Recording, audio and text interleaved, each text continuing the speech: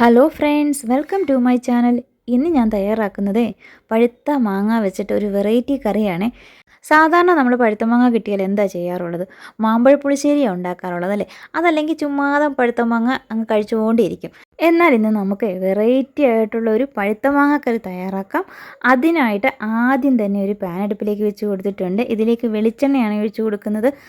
1 table spoon അളവിൽ എണ്ണ ഒഴിച്ച് കൊടുത്തിരിക്കുന്നത് കേട്ടോ. ഇനി 1/2 ടീസ്പൂൺ അളവിൽ ഉഴുന്നുപരിപ്പ്, 1/4 ടീസ്പൂൺ അളവിൽ ഉലുവ, 1/4 ടീസ്പൂൺ അളവിൽ നല്ല ജീരകവും കൂടി ചേർത്ത് കൊടുത്തിട്ടുണ്ട് കേട്ടോ. 2 സ്പൂൺ അളവിൽ മല്ലിയാണ് ചേർത്ത് കൊടുത്തിരിക്കുന്നത്. ടേബിൾ സ്പൂൺ അല്ല കേട്ടോ, അതിനെക്കാട്ടി ചെറിയൊരു സ്പൂൺ ഉണ്ടല്ലോ അതിലാണ് ചേർത്ത് കൊടുത്തിരിക്കുന്നത്. പിന്നെ 2-3 വറ്റൽമുളക് കൂടി ചേർത്ത് കൊടുത്ത് നല്ലതുപോലെ ഒന്ന് വറുത്തെടുക്കാം.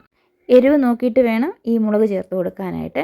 ഞാൻ ഇവിടെ കാശ്മീരി മുളകാണ് ചേർത്ത് കൊടുത്തിരിക്കുന്നത് കേട്ടോ. കുറച്ച് കറിവേപ്പിലയും കൂടി ചേർത്തിട്ട് നല്ലതുപോലെ ഇതൊന്ന് വറുത്തെടുക്കാം. നന്നായിട്ട് അതൊന്ന് മൂത്ത് വന്നു കഴിഞ്ഞാൽ പിന്നെ ഇതിലേക്ക് നമ്മൾ ചിരകിയ തേങ്ങയാണ് ചേർത്ത് കൊടുത്തിരിക്കുന്നത്. ഒരു 5 ടേബിൾ സ്പൂൺ അളവിൽ ചിരകിയ തേങ്ങ ചേർത്ത് കൊടുത്ത് നന്നായിട്ട് ചുമക്കുന്നത് വരെ ഇത് വറുത്തെടുക്കണം. ഇതൊന്ന് വറുത്ത് മാറ്റി വെക്കാം. നമുക്കിതൊന്ന് പൊടിച്ചെടുക്കണം കേട്ടോ. കുറച്ച് പഴുത്ത മാങ്ങ എടുത്തിട്ടുണ്ട് കേട്ടോ. നല്ലതുപോലെ പഴുത്ത് നന്നായിട്ട് ഞെക്ക് കൊള്ളുന്നതാണ്. നല്ല മധുരമുള്ള മാങ്ങയാണ്. ഇതുപോലെ ചെറിയ മാങ്ങ വേണം ഈ ഒരു കറി വെക്കാനായിട്ട്. അപ്പോൾ മാങ്ങയൊക്കെ നല്ലതുപോലെ ഒന്ന് കഴുകി മാറ്റിയിട്ട് ഇതിൻ്റെ ആ തൊലിയൊക്കെ ഒന്ന് മാറ്റിയെടുക്കാം. അതിനുശേഷം എന്താ നമ്മൾ ഏത് പാത്രത്തിലാണോ ഈ ഒരു കറി തയ്യാറാക്കുന്നത് അതിലേക്ക് മാങ്ങയൊക്കെ ഇട്ട് കൊടുത്തു. 2 പച്ചമുളക് കീറിയതും കുറച്ച് ഉപ്പും ഒരു 1/4 ടീസ്പൂൺ അളവിൽ മഞ്ഞൾപ്പൊടിയും പിന്നെ ഇത് വേകാൻ ആവശ്യത്തിനുള്ള വെള്ളം കൂടിയാണ് ചേർത്ത് കൊടുക്കുന്നത്. ഇനി ഇത് നമുക്ക് അടുപ്പിലേക്ക് വെച്ച് കൊടുക്കാം. ഇത് വേകുന്ന സമയം കൊണ്ട് നമുക്ക് നേരത്തെ വറുത്ത് വെച്ചിരിക്കുന്ന തേങ്ങയൊക്കെ ഒന്ന് അരച്ചെടുക്കണം. വെള്ളം തൊടാതെ വേണം ഇത് അരച്ചെടുക്കാനായിട്ട് കേട്ടോ. നമ്മുടെ മാങ്ങയൊക്കെ ഇടയ്ക്ക് ഞാനൊന്ന് തുറന്ന് നോക്കിയപ്പോൾ നന്നായിട്ട് തിളച്ച് വെന്ത് വരുന്നുണ്ട്. നല്ലതുപോലെ വെന്ത് വന്ന ആ ഒരു സമയത്താണ് ഇതിലേക്ക് പിഴിപുളി ചേർത്ത് കൊടുക്കുന്നത്. ഒരു ചെറിയ നാരങ്ങ വലുപ്പത്തിന് പുളിയൊന്ന് വെള്ളത്തിലിട്ട് കുതിർത്തിട്ട് ആ ഒരു ചാറ് ഇതിലേക്ക് ഒഴിച്ചു കൊടുത്തിട്ടുണ്ട്. മാങ്ങ ഇടയ്ക്കൊക്കെ ഒന്ന് ഇളക്കി കൊടുക്കണേ. തിരിച്ചും മറിച്ചൊക്കെ ഇട്ട് എല്ലാ സൈഡും ഒന്ന് വേകണ്ടേ. ഇനി ഞാനിതിലേക്ക് 1 ടേബിൾ സ്പൂൺ അളവിൽ പഞ്ചസാരയും കൂടി ചേർത്ത് കൊടുത്തിട്ടുണ്ട്. നിങ്ങൾക്ക് പഞ്ചസാരയ്ക്ക് പകരം പൊടിച്ച ശർക്കര ചേർത്ത് കൊടുക്കാം. അങ്ങനെ പുളിയും മധുരവും എല്ലാം കൂടി ഒന്ന് മിക്സായിട്ട് നല്ലതുപോലെ ഒന്ന് തിളച്ച് വെന്ത് വരട്ടെ.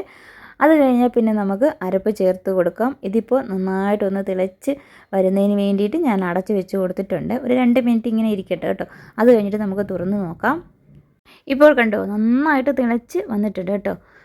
നിങ്ങൾക്ക് ഈ പഴുത്ത മാങ്ങ ഇങ്ങനെ ചെറിയ മാങ്ങ അല്ലെങ്കിൽ പോലും വലിയ പഴുത്ത മാങ്ങ കിട്ടത്തില്ലേ, അത് വാങ്ങിച്ചിട്ട് ചെറിയ കഷ്ണങ്ങളാക്കിയിട്ട് ഇതുപോലെ ഒന്ന് വേവിച്ചെടുത്താൽ മതി കേട്ടോ. എന്നിട്ട് എങ്ങനെയാണ് നമ്മൾ ഇത് തയ്യാറാക്കുന്നത് ആ രീതി തയ്യാറാക്കിയെടുക്കാൻ പറ്റും. ഞാനിപ്പോൾ കുറച്ച് കറിവേപ്പിലയും കൂടി ചേർത്ത് കൊടുത്തിട്ടുണ്ട്. ആദ്യം ചേർത്ത് കൊടുക്കാൻ പറ്റിയില്ല. അപ്പോൾ ഈ ഒരു സമയത്താണ് ഈ കറിവേപ്പില ചേർത്ത് കൊടുത്തിരിക്കുന്നത്.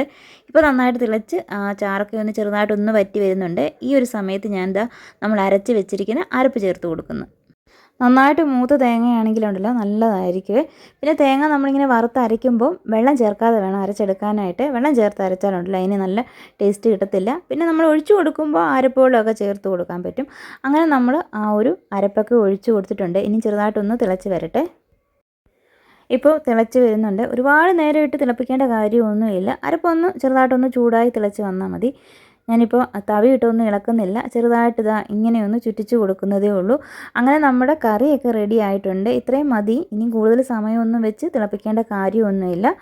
ഇനി നമുക്കിത് മാറ്റി വെക്കാം. ഇനി അവസാനം നമുക്കിതിലേക്കൊന്ന് താളിച്ച് വേണേൽ ഒഴിച്ച് കൊടുക്കാം കേട്ടോ.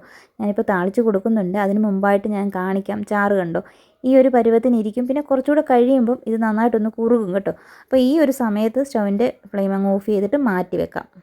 ഇനി നമുക്ക് വേറൊരു പാത്രത്തിലേക്ക് ഇത് ഞാൻ ഒഴിച്ച് മാറ്റി വെച്ചിട്ടുണ്ട് കേട്ടോ. താളിച്ചൊഴിക്കാനായിട്ട് പോവുകയാണ്. താളിച്ചൊഴിക്കുമ്പോൾ ഇതിലേക്ക് കറിവേപ്പിലയും കടുകും വറ്റൽമുളകും മാത്രമേ ചേർത്ത് കൊടുത്തിട്ടുള്ളൂ. വേറെ ഒന്നും ചേർത്ത് കൊടുത്തിട്ടില്ല. അങ്ങനെ നമ്മൾ താളിച്ചൊക്കെ ഒഴിച്ച് കൊടുത്തിട്ടുണ്ട്. അങ്ങനെ നമ്മുടെ കറിയൊക്കെ റെഡിയാക്കി എടുത്തു. മാമ്പഴ പുളിശ്ശേരി മാത്രമല്ല പഴുത്ത മാങ്ങ വെച്ച് ഉണ്ടാക്കാൻ പറ്റുന്നത്. അങ്ങനെ ഒരു വെറൈറ്റി ആയിട്ടുള്ള കറിയും ഉണ്ടാക്കിയെടുത്തിട്ടുണ്ട്. ഇത്രയേ ഉള്ളൂ ഇന്നത്തെ നമ്മുടെ വീഡിയോ. നിങ്ങൾക്ക് ഇഷ്ടമായിട്ടുണ്ടെങ്കിൽ ലൈക്ക് ചെയ്യാനും നിങ്ങളുടെ അഭിപ്രായങ്ങളൊക്കെ കമൻറ്റ് ബോക്സിലൂടെ അറിയിക്കാനും മറക്കല്ലേ. പിന്നെ സബ്സ്ക്രൈബ് ചെയ്യാതെ കാണുന്നവരാണെങ്കിൽ ഒന്ന് സബ്സ്ക്രൈബ് ചെയ്തേക്കണം. നല്ല ചൂട് ചോറിൻ്റെ കൂടെ അത്യാവശ്യം ചെറിയൊരു കുറുകിയ ചാറൊക്കെ കൂടിയിട്ടുള്ള ഒരു കറിയാണ് കേട്ടോ. എല്ലാവർക്കും ഇഷ്ടപ്പെടുമെന്ന് വിചാരിക്കുന്നു. അപ്പോൾ നമ്മുടെ വീഡിയോ ഇത്രയും നേരം കണ്ടുകൊണ്ടിരുന്ന ഒരുപാട് പേരുണ്ട്. എല്ലാവർക്കും ഒരിക്കൽ കൂടി നന്ദി പറയുന്നു. പുതിയൊരു വീഡിയോയുമായിട്ട് വരുന്നതാണ്. Thanks for watching.